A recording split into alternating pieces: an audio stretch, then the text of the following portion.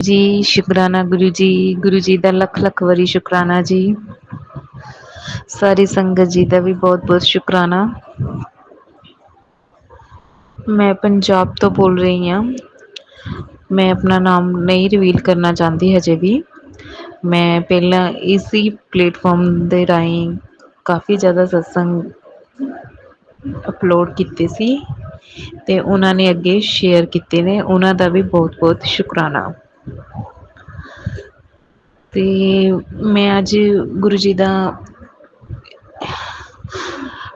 ਜੋ ਮੇਰੇ ਨਾਲ ਹੋਇਆ ਜਿੱਦਾਂ ਜਿੱਦਾਂ ਵੀ ਹੋਇਆ ਇਹ ਥੋੜ੍ਹੇ ਦਿਨਾਂ 'ਚ ਗੁਰੂ ਜੀ ਦੇ ਓਦਾਂ ਹੀ ਮੈਸੇਜ ਆ ਰਹੇ ਸੀ ਕਿ ਸ਼ੁਕਰਾਨਾ ਕਰ ਬੇਟੀ ਸ਼ੁਕਰਾਨਾ ਕਰ।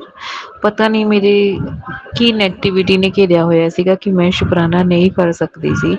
ਪਤਾ ਨੀ ਕਿਉਂ ਕਦੀ ਬੋਲਦੀ ਸੀਗੀ ਕਿ ਦੁਪਹਿਰ ਨੂੰ ਕਰ ਲੂੰਗੀ ਦੁਪਹਿਰ ਨੂੰ ਸ਼ਾਮ ਨੂੰ ਫਿਰ ਰਾਤ ਨੂੰ ਪਤਾ ਹੀ ਨਹੀਂ ਚੱਲ ਰਿਹਾ ਸੀਗਾ ਬਸ ਏਦਾਂ ਹੀ ਟਾਈਮ ਬਤੀਤ ਹੋਈ ਜਾਂਦਾ ਸੀਗਾ। ਤੇ ਪਰ ਅੱਜ ਗੁਰੂ ਜੀ ਦਾ ਬਹੁਤ ਸਟ੍ਰਿਕਟਲੀ ਮੈਸੇਜ ਆਇਆ ਮੈਨੂੰ ਕਹਿੰਦੇ ਕਿ ਤੂੰ ਸ਼ੁਕਰਾਨਾ ਕਰ ਨਹੀਂ ਤਾਂ ਮੈਂ ਤੇਰਾ ਸਾਥ ਛੱਡ ਦੇਣਾ ਇਦਾਂ ਹੀ ਕੋਈ ਮੈਸੇਜ ਸੀ। ਤੇ ਮੈਂ ਬਹੁਤ ਜ਼ਿਆਦਾ ਡਰ ਗਈ ਕਿ ਗੁਰੂ ਜੀ ਸ਼ਾਇਦ ਮੈਂ ਹੀ ਅਣਗਹਿਲੀ ਕਰਦੀ ਪਈ ਹਾਂ ਥੋੜ੍ਹੀ ਦੇਰ ਫੋਨ ਦੇਖ ਕੇ ਟਾਈਮ ਪਾਸ ਕਰ ਲੈਣਾ। ਥੋੜ੍ਹੀ ਦੇਰ ਸੋ ਕੇ ਟਾਈਮ ਪਾਸ ਕਰ ਲੈਣਾ ਸਾਰਾ ਦਿਨ ਸੋਚਦੇ ਰਹਿਣਾ ਨੈਗੇਟਿਵਿਟੀ ਨੇ ਬਹੁਤ ਜ਼ਿਆਦਾ ਘੇਰਿਆ ਹੋਇਆ ਸੀ ਮੈਨੂੰ। ਇਸ ਲਈ ਮੈਂ ਅੱਜ ਸੋਚਿਆ ਹੀ ਸੀਗਾ ਕਿ ਮੈਂ ਸ਼ੁਕਰਾਨਾ ਜ਼ਰੂਰ ਕਰਨਾ ਹੈ।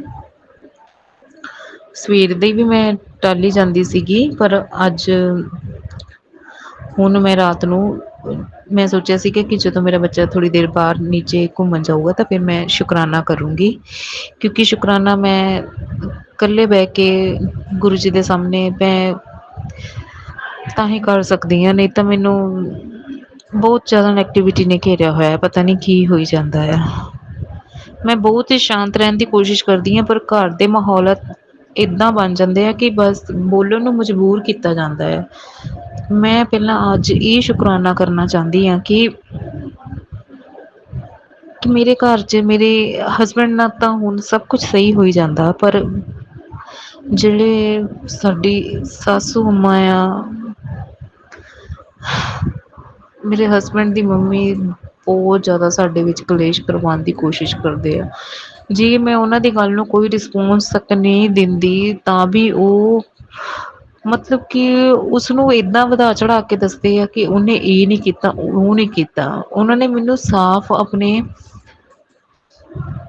ਮੈਂ ਉਹਨਾਂ ਨੇ ਮੈਨੂੰ ਚਾਹੇ ਕਹਿ ਵੀ ਦਿੱਤਾ ਕਿ ਮੈਂ ਤੇਰੇ ਹੱਥੋਂ ਨਹੀਂ ਖਾਣਾ ਤੂੰ ਜਾਦੂ ਟੋਨੇ ਕਰਦੀ ਪਤਾ ਨੀ ਉਹਨਾਂ ਨੂੰ ਕੀ ਮਨ ਚ ਵਹਿਮ ਆ ਜਾਂ ਕੀ ਹੈ ਨਾ ਇਹ ਵਹਿਮ ਵੀ ਮੈਂ ਤੁਹਾਨੂੰ ਦੱਸਾਂ ਤਾਂ ਮੇਰੇ ਹਸਬੈਂਡ ਨੇ ਹੀ ਪਾਇਆ ਕਿਉਂਕਿ ਆਪਣੀਆਂ ਗ਼ਲਤੀਆਂ ਲੁਕਾਉਣ ਲਈ ਉਹਨੇ ਮੇਰੇ ਤੇ ਮੈਨੂੰ ਗ਼ਲਤ ਠਹਿਰਾਣ ਦੀ ਕੋਸ਼ਿਸ਼ ਕੀਤੀ ਸੀ।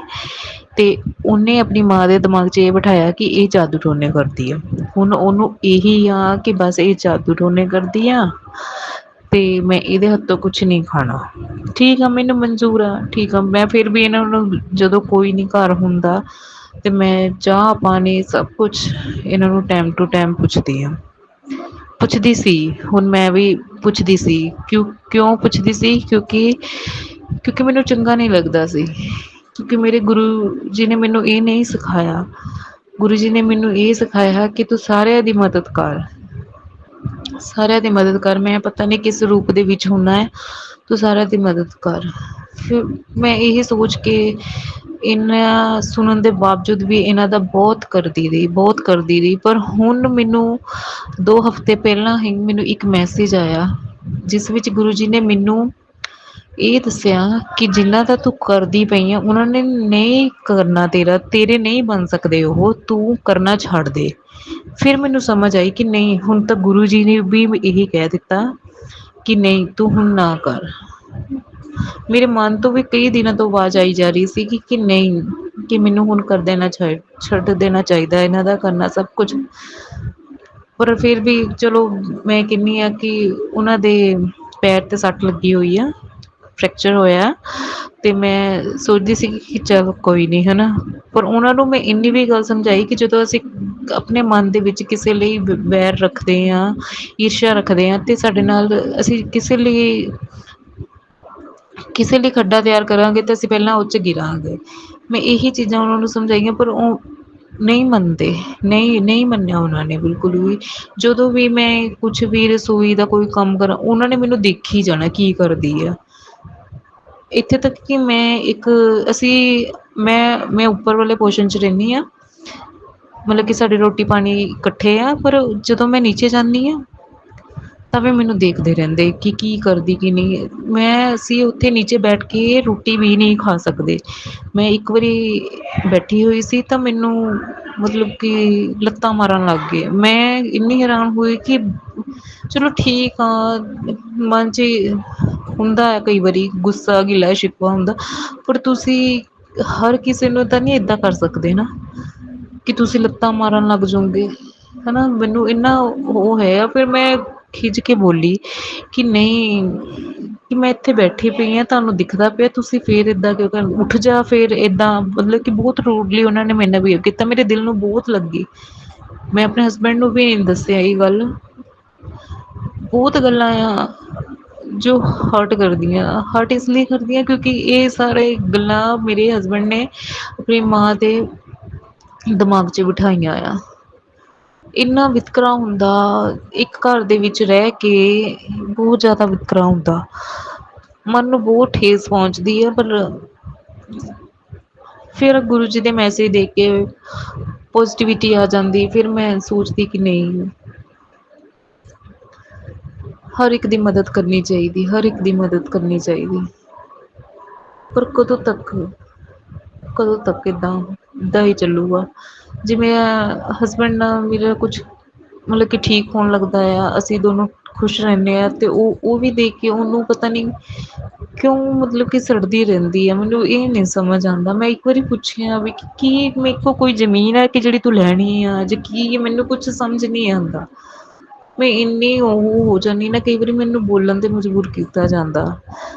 ਫਿਰ ਗੁਰੂ ਜੀ ਦਾ ਮੈਸੇਜ ਆਂਦਾ ਕਿ ਤੂੰ ਸ਼ਾਂਤ ਰਹਿ, ਤੂੰ ਸ਼ਾਂਤ ਰਹਿ, ਮੈਂ ਆਪ ਹੀ ਖੁਦ ਹੀ ਜਵਾਬ ਦਊਂਗਾ। ਫਿਰ ਏਦਾਂ ਆਂਦੇ ਕਿ ਤੇਰੇ ਬੁਰਾ ਕਰਨ ਵਾਲਾ ਤੇਰੀ ਘਰ ਦੀ ਔਰਤ ਹੀ ਆ। ਹੁਣ ਤੇਰਾ ਟਾਈਮ ਆ ਗਿਆ, ਉਸਨੂੰ ਤਾਂ ਏਦਾਂ ਦਾ ਬੁਰਾ ਹਾਲ ਕਰਾਂਗਾ ਕਿ ਉਸਨੂੰ ਪਾਣੀ ਵੀ ਲੋਕੀ ਪਿਲਾਣਗੇ। ਏਦਾਂ ਦੇ ਮੈਸੇਜ ਆਉਂਦੇ। ਫਿਰ ਮੈਨੂੰ ਇਹ ਹੁੰਦਾ ਕਿ ਨਹੀਂ ਗੁਰੂ ਜੀ, ਮੈਂ ਵੀ ਜੇ ਇਹੀ ਮੰਗੀ ਜਾਊਂਗੀ ਕਿ ਉਹਨਾਂ ਨੂੰ ਵੀ ਸਜ਼ਾ ਮਿਲੇ ਕਿ ਉਹਨਾਂ ਨੇ ਜੋ ਮੇਰੇ ਨਾਲ ਕੀਤਾ। ਸਜ਼ਾ ਮੈਂ ਇਹ ਨਹੀਂ ਕਹਿੰਦੀ ਕਿ ਬਸ ਉਹਨਾਂ ਨੂੰ ਸਮਝ ਆ ਜਾਵੇ, ਬਸ ਇੰਨਾ ਚਾਹੁੰਦੀ ਮੈਂ ਕਿ ਉਹ ਕਿਸੇ ਦਾ ਵੀ ਚਾਹ ਕੇ ਵੀ ਬੁਰਾ ਨਾ ਕਰਨ। ਬਸ ਮੈਂ ਇਹੀ ਚਾਹੁੰਦੀ ਹਾਂ। ਪਰ ਪਤਾ ਨੀ ਕਦੋਂ ਸਮਝ ਆਊਗੀ, ਮੈਨੂੰ ਕੁਛ ਨੀ ਸਮਝ ਆਉਂਦਾ ਕਿ ਕਦੋਂ ਸਮਝ ਆਊਗੀ। ਬਾਕੀ ਜਦੋਂ ਗੁਰੂ ਮਹਾਰਾਜ ਜੀ ਨੇ ਚਾਹਿਆ ਉਦੋਂ ਹੀ ਆ। ਬਾਕੀ ਗੁਰੂ ਜੀ ਮਹਾਰਾਜ ਜੀ ਨੇ ਮੈਨੂੰ ਇਹ ਪੋਜ਼ਟਿਵ ਬਹੁਤ ਮੈਸੇਜ ਦਿੱਤੇ ਕਿ ਏਦਾਂ ਨੀ ਹੁਣ ਤੇਰੇ ਦਿਨ ਬਦਲਣ ਵਾਲੇ ਆ, ਯੇ ਆ ਵੋ ਆ। ਬਹੁਤ ਪੋਜ਼ੀਟਿਵ ਮੈਸੇਜ ਮੈਨੂੰ ਸੁਣ ਕੇ ਬਹੁਤ ਵਧੀਆ ਲੱਗਦਾ ਆ। ਚਲੋ ਗੁਰੂ ਮਹਾਰਾਜ ਜੀ ਮੈਂ ਇਹ ਕਹਿੰਦੀ ਹਾਂ ਕਿ ਸਭ ਦਾ ਭਲਾ ਕਰਨ, ਚੰਗੀ ਮੱਤ ਬਖਸ਼ਣ, ਸਾਰਿਆਂ ਨਾਲ ਭਲਾ ਕਰਨ, ਚੰਗੀ ਮੱਤ ਬਖਸ਼ਣ।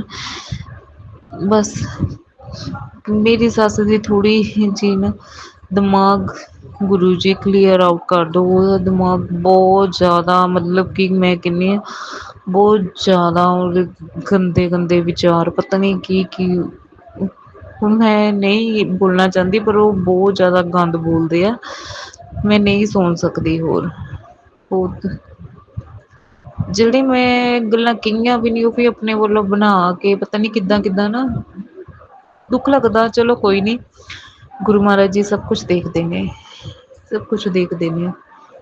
ਪਰ ਇਹ ਹੈ ਕਿ ਗੁਰੂ ਜੀ ਬਸ ਮੈਨੂੰ ਵੀ ਥੋੜ੍ਹਾ ਸਬਰ ਬਖਸ਼ੋ ਕਿ ਬ ਅਗਰ ਮੇਰੇ ਖਿਲਾਫ਼ ਕੋਈ ਗੱਲ ਕਰਦਾ ਨਾ, ਤੇ ਮੈਂ ਕਿਸੇ ਵੱਲ ਦੇਖਾਂ ਨਾ, ਸਭ ਕੁਛ ਇਗਨੋਰ ਕਰ ਦੇਵਾਂ ਬਸ।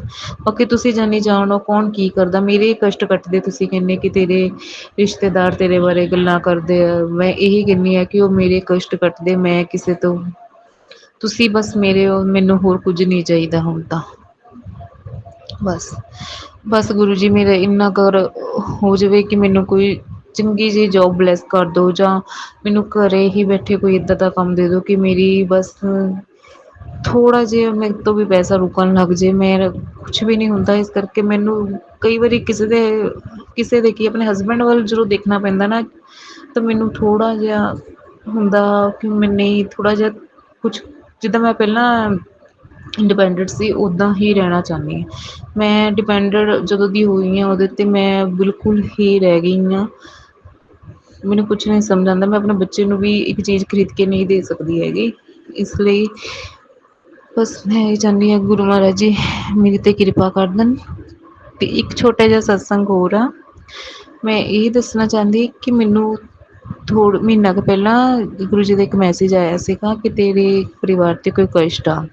ਅਤੇ ਮੈਂ ਸੋਚਿਆ ਕੋਈ ਕਸ਼ਟ ਸ਼ਾਇਦ ਉੱਦਾਂ ਹੋਊਗਾ। ਮੈਂ ਸਤਸੰਗ ਸੁਣ ਵੀ ਲਿਆ ਸੀ ਅਤੇ ਅਗਲੇ ਦਿਨ ਹੀ ਸਾਡੇ ਉੱਪਰੋਂ ਸਟੋਰ ਰੂਮ ਆ, ਉੱਥੇ ਛਿਪਕਲੀ ਹੋਈ ਮਰੀ ਹੋਈ ਨਿਕਲੀ। ਅਤੇ ਮੈਂ ਜਦੋਂ ਛਿਪਕਲੀ ਮਰੀ ਹੋਈ ਦੇਖੀ ਤਾਂ ਮੈਂ ਸੋਚਿਆ ਕਿ ਸਾਰਾ ਕਸ਼ਟ ਗੁਰੂ ਜੀ ਨੇ ਸ਼ਾਇਦ ਆਪਣੇ ਉੱਤੇ ਲੈ ਲਿਆ।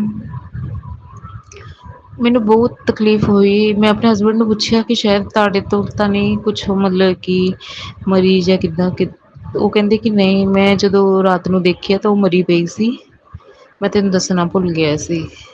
ਫਿਰ ਮੈਨੂੰ ਲੱਗਾ ਕਿ ਸ਼ਾਇਦ ਬਹੁਤ ਵੱਡਾ ਕਸ਼ਟ ਸੀ ਜੋ ਗੁਰੂ ਮਹਾਰਾਜ ਨੇ ਆਪਣੇ ਉੱਤੇ ਲੈ ਲਿਆ।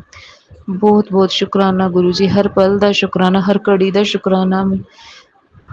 ਮੈਨੂੰ ਪਤਾ ਮੈਂ ਜੋ ਸ਼ੁਕਰਾਨਾ ਬੋਲਦੀ ਪਈ ਹਾਂ ਇਹ ਵੀ ਬਹੁਤ ਥੋੜ੍ਹਾ ਆ। ਤੁਸੀਂ ਹਰ ਪਲ ਹਰ ਛਣ ਮੈਨੂੰ ਬਚਾਉਂਦੇ ਹੋ ਬੁਰੀ ਸ਼ਕਤੀਆਂ ਤੋਂ, ਜੋ ਵੀ ਆ ਮੈਨੂੰ ਹਰ ਇੱਕ ਨੈਗੇਟਿਵਿਟੀ ਤੋਂ ਬਚਾਉਂਦੇ ਹੋ ਤੁਸੀਂ। ਮੈਨੂੰ ਫੀਲ ਹੁੰਦਾ ਸੀਗਾ ਕੁਛ ਦਿਨਾਂ ਤੋਂ ਕਿ ਨੈਗੇਟਿਵਿਟੀ ਮੈਨੂੰ ਫੀਲ ਹੁੰਦੀ ਸੀ, ਪਰ ਹੁਣ ਸਭ ਠੀਕ ਆ। ਬਸ ਮੈਂ ਸ਼ੁਕਰਾਨਾ ਹੁਣ ਟਾਈਮ ਕੱਢ ਕੇ ਮੈਂ 2-2 ਦਿਨ ਬਾਅਦ ਹੀ ਸੋਚਦੀ ਹਾਂ ਕਿ ਮੈਂ ਸ਼ੁਕਰਾਨਾ ਕਰਿਆ ਕਰਾਂ। ਠੀਕ ਆ, ਕਈ ਵਾਰੀ ਨਹੀਂ ਵੀ ਟਾਈਮ ਲੱਗਦਾ, ਪਰ ਜੋ ਪ੍ਰਮਾਤਮਾ ਨੇ ਸਾਨੂੰ ਗੁਰੂ ਜੀ ਨੇ ਦਿੱਤਾ ਹੈ ਨਾ ਉਹ ਸ਼ਾਇਦ ਸਾਨੂੰ ਕਦੀ ਮਿਲ ਹੀ ਨਹੀਂ ਸਕਦਾ ਸੀ ਜੇ ਅਸੀਂ ਗੁਰੂ ਜੀ ਦੇ ਸ਼ਰਨ ਵਿੱਚ ਨਾ ਹੁੰਦੇ। ਗੁਰੂ ਜੀ ਸਾਡੇ ਹਰ ਇੱਕ ਕਸ਼ਟ ਨੂੰ ਬਹੁਤ ਛੋਟਾ ਕਰ ਦਿੰਦੇ ਆ, ਬਹੁਤ ਜ਼ਿਆਦਾ ਹੀ ਛੋਟਾ ਕਰ ਦਿੰਦੇ ਆ ਕਿ ਸਾਨੂੰ ਪਤਾ ਵੀ ਨਹੀਂ ਲੱਗਦਾ। ਇਸ ਲਈ ਬਹੁਤ ਬਹੁਤ ਸ਼ੁਕਰਾਨਾ ਆ ਗੁਰੂ ਜੀ ਦਾ, ਹਰ ਪਲ ਦਾ ਸ਼ੁਕਰਾਨਾ ਆ। ਅਗਰ ਸਤਸੰਗ ਬੋਲਦੇ ਹੋਏ ਮੇਰੇ ਤੋਂ ਕੋਈ ਗਲਤੀ ਹੋ ਗਈ ਹੋਵੇ ਤਾਂ ਪਲੀਜ਼ ਸੰਗਤ ਜੀ, ਪਲੀਜ਼ ਗੁਰੂ ਜੀ ਮੈਨੂੰ ਮਾफ़ ਕਰ ਦਿਓ। ਮੈਂ ਹੁਣ ਵੀ ਸ਼ਾਇਦ ਜਲਦੀ ਜਲਦੀ ਦੇ ਵਿੱਚ ਸਤਸੰਗ ਕਰ ਦਿੱਤਾ, ਪਰ ਅਗਲੀ ਵਾਰੀ ਮੈਂ ਥੋੜ੍ਹਾ ਜਿਹਾ ਜੋ ਵੀ ਮੇਰੇ ਮੂੰਹ 'ਚ ਆਇਆ ਮੈਂ ਬੋਲ ਦਿੱਤਾ, ਪਰ ਮੈਂ ਅਗਲੀ ਵਾਰੀ ਲਿਖ ਕੇ ਫਿਰ ਸ਼ੁਕਰਾਨਾ ਕਰੂੰਗੀ ਕਿਉਂਕਿ ਮੈਨੂੰ ਅੱਧੀਆਂ ਗੱਲਾਂ ਭੁੱਲ ਜਾਂਦੀਆਂ ਆ ਜਲਦੀ ਜਲਦੀ ਦੇ ਵਿੱਚ। ਮੈਂ ਹੁਣ ਗੁਰੂ ਜੀ ਦਾ ਮੰਤਰ ਜਾਪ ਕਰਨਾ ਚਾਹੂੰਗੀ। ਓਮ ਨਮः शिवाय शिव जी सदा सहाय। ओम नमः शिवाय गुरु जी सदा सहाय। ओम नमः शिवाय शिव जी सदा सहाय। ओम नमः शिवाय गुरु जी सदा सहाय। जय गुरु जी। शुकराना शुकराना शुकराना मेरे प्यारे गुरु जी। नमः शिवाय शिव जी सदा सहाय। ओम नमः शिवाय गुरु जी सदा सहाय। जय गुरु जी। शुकराना गुरु जी। अनंतम अनंतम शुकराना मेरे गुरु का। सारी संगत जी को जय गुरु जी। मैं दिल्ली से बात कर रही हूँ और मेरा शुकराना ये है कि मैं बहुत टाइम से शुकराना सत्संग शेयर नहीं कर रही थी, उसके लिए मुझे माफ़ कर देना गुरुपा के मुझे बहुत रोज़ मैसेज आ रहे थे कि तुझे कोई चीज़ रोक रही है, तो शुकराना नहीं कर पा रही है। तो मुझे नहीं पता गुरुजी मेरे घर में क्या है क्या नहीं है। आप अच्छे से जानते हो कि मैं बहुत ज़्यादा फंस गई हूँ, और आपने ये बोला है कि जिसने तेरे साथ गलत किया है उनको सबको माफ़ कर दे। और मैंने अपनी सास, अपनी जेठानी और अपने जेठ, मतलब सबको ही मैंने दिल से तो माफ़ नहीं करा है, हृदय से मैंने आपके कहने पे उनको माफ़ कर दिया है, क्योंकि उन्होंने मेरे साथ इतना कुछ गलत किया है गुरुपा, वो आप भी जानते हो। और मैं उस वक्त आपसे जुड़ी नहीं थी, पर आप तो अपने बच्चे को, आप तो हमसे पता नहीं कब से आप हमारा साथ निभा रहे हो, आप हमें हमारी रक्षा कर रहे हो, और हम भी मूर्ख हैं जो आपको पहचान नहीं पाए। और गुरुजी मैंने माफ़ तो कर दिया है, पर उसके बाद भी वो मतलब मुझे डर लगता है कि वो कुछ ना कुछ खाने का लेके आते हैं, और आप बोलते हैं कि कुछ खाना नहीं है। मेरी सास हमेशा आती है, और मैंने सब आपके ऊपर छोड़ दिया है गुरुपा, सब मैंने आपके ऊपर छोड़ दिया है। मेरे अंकल जी की बुद्धि बिल्कुल भ्रष्ट कर देते हैं जब भी वो आते हैं। मेरे अंकल जी मुझे बिल्कुल पसंद नहीं करते, और बहुत ज़्यादा मेरे से बदतमीज़ी से बात करते हैं। ये आप देख ही रहे हो गुरुपा, जब से मेरी सास आई थी मेरे अंकल जी मुझसे 2-3 दिन से रोज़ लड़ाई करके जा रहे हैं, और रात को भी बहुत लड़ाई करके सोते हैं। तो गुरुजी ये सारी चीज़ें पता चल जाती हैं कि वो घर में किस मकसद से वो मेरे घर में आते हैं, वो क्या करने आते हैं, क्योंकि उनको नहीं अच्छा लगता कि उनका बहू बेटा खुश हैं। वो सिर्फ ये चाहते हैं कि हमारा बेटा कमा रहा है तो हमें दे, मेरे बहू पे कुछ ना लगाए। उनकी थिंकिंग ये है। तो मैं उनकी ये सोच नहीं बदल सकती गुरुपाप, और आप बदल सकते हो गुरुजी, क्योंकि वो पहले वो आपको मानते नहीं थे, तो अब वो भी गुरुजी करते हैं मेरे आगे कि हम भी सत्संग सुनने लग गए हैं। और क्योंकि मैं सुनती थी, उनको बिल्कुल अच्छा नहीं लगता था कि मैं आपकी क्यों पूजा कर रही हूँ। उनको लगता है कि मैं धन दौलत के लिए आपकी पूजा कर रही हूँ। गुरुपा, मैंने तो धन दौलत के लिए आपके लिए पूजा नहीं कर रही हूँ मेरे गुरुजी। मैं सिर्फ इसलिए पूजा कर रही हूँ कि मेरी ज़िंदगी बहुत नर्क से भी बदतर हो गई थी गुरुपा, जो आपने आज काफ़ी हद तक मेरी ज़िंदगी ठीक कर दी है। मतलब ठीक ही कर दी है, बस मेरे अंकल जी ठीक हैं, पर वो कुछ किए कराए की वजह से, नेगेटिविटी की वजह से और जादू टोने की वजह से जो हमें यहाँ पे खिला कर जाते हैं, वशीकरण मेरे अंकल जी पे किया गया है, उसके कारणवश वो मेरे से लड़ाई करते हैं। और बस मेरी आपसे हाथ जोड़ के विनती है गुरुजी कि आप मुझे बार बार टेलीपैथिक पे मैसेज देते भी हो कि ये मत खा वो मत खा, पर गुरुजी अगर मेरे घर में कोई चीज़ आती है तो आप उसको वहीं पे ही भस्म कर दीजिए। मैंने आपका स्वरूप बिल्कुल मेन गेट पे लगाया है कि कोई दरवाज़ा खोले, कोई गलत नज़र से मेरे घर में आ रहा है, कोई गलत चीज़ मेरे घर में लेके आ रहा है, तो वो वहीं पर मेन गेट पे ही वो भस्म हो जाए गुरुपा। तो उसके लिए गुरुपा आप देखो, मैं अगर कुछ बोलती हूँ तो मेरे घर में बहुत ज़्यादा लड़ाई हो जाती है। और गुरुजी मेरी आपसे एक विनती है कि मेरा बच्चा बहुत ज़्यादा ज़िद्दी होता जा रहा है और वो बिल्कुल भी बात नहीं मानता, बहुत गुस्सैल होता जा रहा है। और उसका पढ़ाई में तो अभी भी मन नहीं है, उसको स्कूल जाने का मन नहीं करता था, तो आपके कारण वो स्कूल तो जा रहा है गुरुजी। आपने उसको ब्लेस किया है पापा। बीच में तो वो स्कूल ही नहीं जा रहा था, क्योंकि मेरी सास बिल्कुल नहीं चाहते कि मेरा बच्चा पढ़े, मेरा बच्चा ज़िंदगी में आगे बढ़े। और तो बस वो ये चाहते हैं कि मेरे जेठ के जो है, मेरे बड़ा बेटा, उसके बच्चे आगे बढ़े। वो कभी ABCD भी सुना देता है इतना छोटा सा, तो भी उनको गुस्सा आता है कि ये तो अंग्रेज़ बनेगा, इस तरीके से उसको ताने मारते हैं। और कि बच्चा स्कूल जा रहा है तो ABCD तो बोलेगा ही ना, कोई बड़ी बात तो है नहीं, कि ऐसा तो है नहीं कि वो इंग्लिश में बातें कर रहा है। तो गुरुजी छोटी छोटी चीज़ें ना, नज़र आप कहते हो कि किया कर ऐसे ज़्यादा नज़र बहुत ज़्यादा गंदी होती है कि पत्थर को भी तोड़ देती है। नज़र का मैं जादू टोने का इलाज करता हूँ, पर नज़र का बहुत मुश्किल से हो पाता है। तो गुरुजी वो जब भी आते हैं मेरे बच्चे को बहुत नज़र दोष लगा के जाते हैं, उसको स्कूल जाना छूट जाता है, उसका पढ़ाई से मन हटता जा रहा है। मैं कोई बुक देती थी, उसको लिखने में इतना इंटरेस्ट आता था, कुछ चीज़ें भूलता जा रहा है। मैं गुरुजी उसको बार बार मैं उसको चीज़ें याद कराती रहती हूँ, फिर भी अब वो भागने लग गया है पढ़ाई से, लिखने से। गुरुजी इतना बड़ा तो नहीं हुआ कि मैंने उसके ऊपर ध्यान नहीं दिया, मैं तो डेली उस पर ध्यान देती हूँ ना गुरुजी। तो प्लीज़ मेरे पापा, जो भी मेरे बच्चे पे किया कराया है, जो भी नज़र दोष है, उसे ख़त्म करो मेरे गुरुपा। और आप मुझे बोलते हो कि तेरे बच्चों पे वो बहुत ज़्यादा करा रहे हैं और खिलाते पिलाते हैं, तो क्यों उस घर का खिलाती है गुरुजी। मैं जीने मरने वाला हाल है मेरा, दोनों तरफ खाई होती है गुरुजी। ना खिलाऊं तो घर में कलेश, खिला दूं तो मेरी ज़िंदगी ख़राब। गुरुजी मैं क्या करूं, बस मैंने आपके भरोसे छोड़ा हुआ है, आप जो करोगे आप ही करोगे। मैंने माफ़ कर दिया उनको, आपको दंड देना है, आपको उनको सबक सिखाना है, आपको जो करना है गुरुजी मैंने आप पर छोड़ दिया मेरे पापा, आप करो मेरे गुरुजी। और मैं अंकल जी को सद्बुद्धि दो, जो भी परेशान है, उनको भी परेशान है थोड़ा सा, उनकी सारी परेशानी दूर करो मेरे पापा।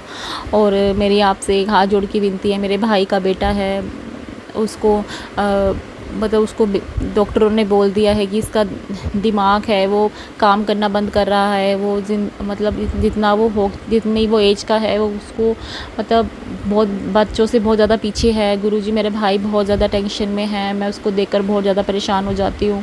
तो मेरे बच्चे, मेरे बेटे, मेरे विशु को ठीक करो मेरे पापा। आप सब जानते हो कि मैंने आपसे अरदास लगाई है उसके लिए। और गुरुजी मेरे छोटे भाई की नौकरी आपने, मेरा भाई आया भी था मेरे कहने पर, वो बड़े मंदिर गया गुरुजी, उसको ब्लेस करना, उसकी ज़िंदगी की सारी परेशानी दूर कर देना। वो बहुत परेशान है, उसकी नौकरी नहीं लग रही है और नौकरी की वजह से उसकी शादी नहीं हो पा रही है, उसकी एज निकलती जा रही है गुरुजी। वो सब उसके दोस्तों की शादी हो गई है, बच्चे हो गए हैं, उसको ये चीज़ें बहुत ज़्यादा परेशान करती हैं। और वो डिप्रेशन में भी चला गया था गुरुजी, उसकी डिप्रेशन की दवाइयाँ इतने टाइम तक चली हैं। तो गुरुजी बस मैं आपको चाहती हूँ कि वो ज़िंदगी में उसको सेटल हो जाए, उसकी बहुत अच्छी नौकरी लग लग जाए और उसको एक बहुत अच्छी प्यारी सी लड़की मिल जाए समझदार, जो मेरे बच्चे को, जो मेरा बच्चा ही है, मेरा छोटा भाई, उसको हमेशा खुश रखे और दोनों खुश रहे। गुरुजी मैंने आप पर छोड़ दिया है सब कुछ, और वो आपके बड़े मंदिर आया था, मेरे कहने पर वो गया था, और मैं चाहती हूँ कि आप उसको ब्लेस करो और वो ज़िंदगी में आगे बढ़े और वो आपकी संगत बन जाए मेरे गुरुजी। ओम नमः शिवाय। शिवजी सदा सहाय। ओम नमः शिवाय। गुरुजी सदा सहाय। गुरुजी मेरी आपसे हाथ जोड़ के विनती है कि मेरे घर में जो भी नेगेटिविटी है, जो भी तकलीफ़ है, वो सब ख़त्म हो जाए, और जो गुरुजी और सारे संगत जी को मैं आपको ये कहना चाहती हूँ कि जो युद्ध हो रहा है उसके लिए घबराए नहीं। कल ही गुरुजी का सत्संग आया था, तो गुरुजी ने बोला है कि जितना हो सके मंत्र जाप बढ़ाओ। ये पूरे मई में थोड़ा सा डर है, और डर की बात भी है, पर घबराना नहीं है, हमें हिम्मत से काम लेना है। और गुरुजी ने ये भी कहा था कि मंत्र जाप जितना हो सके बढ़ाओ, मंत्र जाप करो, और गुरुजी के लिए भी पहले गुरुजी के लिए मांगो। गुरुजी सही रहेंगे तभी तो हम सही रहेंगे ना संगत जी। तो गुरुजी आप अपना ख्याल रखो, और आप अपना ध्यान रखो और युद्ध के टाइम पे, और आप बिल्कुल भी मतलब टेंशन मत लेना, हम आपको बोल रहे हैं गुरुजी। और गुरुजी को हम जितना प्रे करेंगे गुरुजी हमारी रक्षा करेंगे। तो आई लव यू गुरुपा। और जितने भी वहाँ पर फ़ौजी हैं उनकी रक्षा करना, उनके उनके उनके एक सिंदूर के लिए बहुत सारे वहाँ पे सिंदूर ऑपरेशन हो रहा है, और उसके बाद किसी का सिंदूर नहीं मिटना चाहिए। गुरुजी उन सब की रक्षा करना, सारे सोल्जर की रक्षा करना मेरे गुरुजी, और मेरे घर की रक्षा करना, मेरे बच्चे, मेरे सारे जितने भी बच्चे हैं, मेरे भाई, मेरा भाई का बेटा, सब मेरे बच्चे ही हैं, उनकी रक्षा करना मेरे गुरुजी। जय गुरुजी। शुक्राना गुरुजी। मैं यहीं पे सत्संग विराम करना चाहूँगी। जय गुरुजी। शुक्राना गुरुजी। जय गुरुजी। शुक्राना गुरुजी। अनंतम अनंतम शुक्राना गुरुजी। ओम नमः शिवाय। शिवजी सदा सहाय। ओम नमः शिवाय। गुरुजी सदा सहाय। गुरुजी की कृपा से मेरे को सत्संग में आया था कि मेरा आया था गुरुजी का कि जैसे मेरे को टेलीपैथी थ्रू मैसेज आया था, जे तेनू किते मंदिर गई, जे तेनू धक्के पऊगे तो घबराई ना, वो तेरे कष्ट काटते थे। तो जब इस बार हम वृंदावन फर्स्ट टाइम गए हैं, वहाँ पे हमें इतने धक्के पड़े हैं, इतने धक्के पड़े हैं। फिर आज मेरे को याद आया, आज 8 मई है, तो मेरे को याद आया, तो हमें इतने पड़े हैं, पता नहीं गुरुजी ने हमारे कौन से कष्ट काटे हैं। जय गुरुजी। शुक्राना गुरुजी। अनंतम अनंतम शुक्राना गुरुजी। ओम नमः शिवाय। शिवजी सदा सहाय। ओम नमः शिवाय। गुरुजी सदा सहाय। जय गुरुजी। शुक्राना गुरुजी। अनंतम अनंतम शुक्राना गुरुजी। ओम नमः शिवाय। शिवजी सदा सहाय। ओम नमः शिवाय। गुरुजी सदा सहाय। जय गुरुजी। आज मेरा 9 मई का सत्संग है। मेरे को नहीं पता गुरुजी, मेरे को नहीं पता गुरुजी मेरे से क्या कहलाएंगे। मैं अनंतम अनंतम शुक्राना करती हूँ। उन्होंने मेरे को अच्छी सेहत बख्शी है, मेरे को तंदुरुस्ती, मेरे मुंह में चमक, मेरा मुरझा गया था मुंह, चमक, खुशियाँ दी हैं, मेरे अच्छे बच्चे दिए हैं, संस्कारी बच्चे दिए हैं। मेरे बच्चे गुरुजी की कृपा से खूब तरक्कियाँ कर रहे हैं, और मेरे हस्बैंड अंकल के भी ब्लेसिंग से उनकी हेल्थ सही होने लगी है, अच्छी होने लग गई है, और वो भी अच्छे हैं, बहुत प्यार करते हैं। आगे अभी पहले वो रूट थे, गुरुजी की कृपा से वो अपनी फैमिली की तरफ देखने लग गए हैं, खुश रहते हैं, उनके काम में भी खूब तरक्की हो रही है गुरुजी की कृपा से। मेरी बेटी बहुत अच्छी सेटल्ड हो गई है, मेरे हस्बैंड भी अच्छे सेटल्ड हो रहे हैं, मेरा बेटा भी सेटल्ड हो रहा है। शुक्राना गुरुजी। अनंतम अनंतम शुक्राना गुरुजी। आपकी कृपा चाहिए। ओम नमः शिवाय। शिवजी सदा सहाय। ओम नमः शिवाय। गुरुजी सदा सहाय। जय गुरुजी। जय गुरुजी। शुक्राना गुरुजी। आज संडे का मैं शुक्राना सत्संग शेयर कर रही हूँ। मेरे को 9 मई में मैसेज आया था कि पुत हॉस्पिटल जान दी नौबत आ सकती है। मेरा सत्संग मैंने सत्संग जब सुना था 10 को, मैं अपनी मम्मा के घर गई थी। तो मम्मा के घर जब गई तो वहाँ पे जब घर वापस आ रहे थे तो एक्टिवा पे थी मैं और मेरे भाभी थे। हमारा एक्सीडेंट हो गया, हमारे चिट्टे लगी हैं, थोड़ा खून निकला है, पट्टियाँ हुई हैं डॉक्टर की। पर मेरे को ये था कि गुरुजी ने हमें एक दिन पहले कहा था बड़ा एक्सीडेंट होना है, उन्होंने छोटे में काट दिया। शुक्राना गुरुजी। अनंतम अनंतम शुक्राना गुरुजी।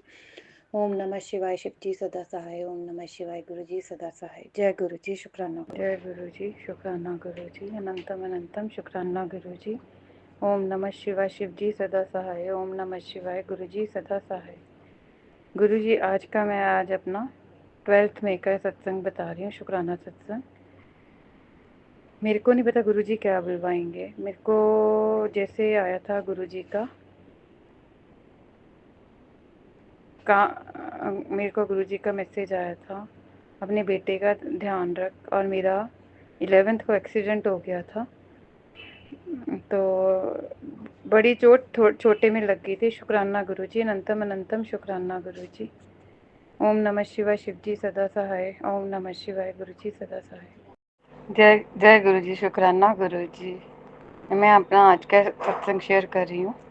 ओम नमः शिवाय शिव जी सदा सहाय। ओम नमः शिवाय गुरु जी सदा सहाय।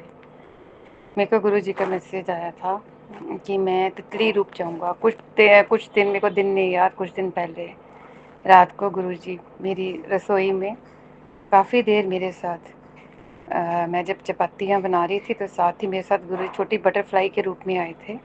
शुक्राना गुरु जी, अनंतम अनंतम शुक्राना गुरु जी। ओम नमः शिवाय शिव जी सदा सहाय। ओम नमः शिवाय गुरु जी सदा सहाय। जय गुरु जी, शुक्राना गुरु।